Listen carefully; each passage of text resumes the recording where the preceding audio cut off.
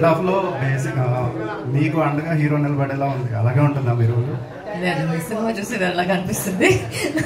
But I think trailer చూసి మీకు అర్థమైంది, ఒక స్మాల్ టౌన్ బాయ్ ఏ పవర్ లేకుండా పవర్ వస్తే ఎలా ఆస్తారు. బట్ ఆ స్మాల్ టౌన్ బాయ్ కు ఒక అక్క ఉంది. సో అక్క ఐస్ లో వచ్చి బ్రదర్ అంటే బ్రదరే ఉంటారు, అది ఎప్పుడు మార్చలే కదా. సో ఆ ప్రొటెక్షన్, ఆ ప్రొటెక్టివ్ నేచర్ వచ్చి ఎప్పుడు ఉంటుంది. సో అది అట్లే ఫాలో అవుతుంది. బట్ అది కథ ఎలా మారుస్తుందని మీరు సినిమా చూస్తే అది అర్థమవుతుంది.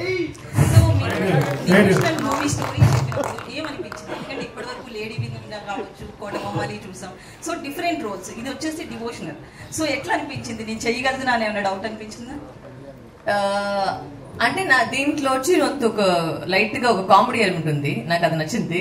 బికాస్ నేను ఇప్పుడు దాకా కామెడీ చేయలేదు. సో ఇది యాక్చువల్లీ షూట్ చేసి 2 years అయిందా. నేను సినిమా ఇండస్ట్రీ స్టార్టింగ్ లో వచ్చేటప్పుడు స్టార్ట్ చేసింది హనుమాన్.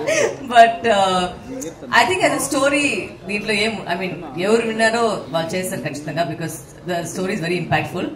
అండ్ తేజాది మా మధ్యలో ఉన్న రిలేషన్షిప్ కూడా చాలా అద్భుతంగా, చాలా బ్యూటిఫుల్ గా ఉంటుంది. సో నాకు ఎప్పుడు వచ్చి ఒక క్యారెక్టర్ నేను ఎలా డిఫరెంట్ గా పోర్ట్రేట్ చేయాలని ఒక ఛాలెంజ్ ఎప్పుడు తీసుకుంటాను. సో దానివల్ల ఈ క్యారెక్టర్ తీసాను. బట్ ఇది కూడా మళ్ళీ చాలా డిఫరెంట్ గా ఉంటుంది. సో ఒక్కొక్క క్యారెక్టర్ లో నేను వేరే వేరేగా చేయాలని నాకు ఇది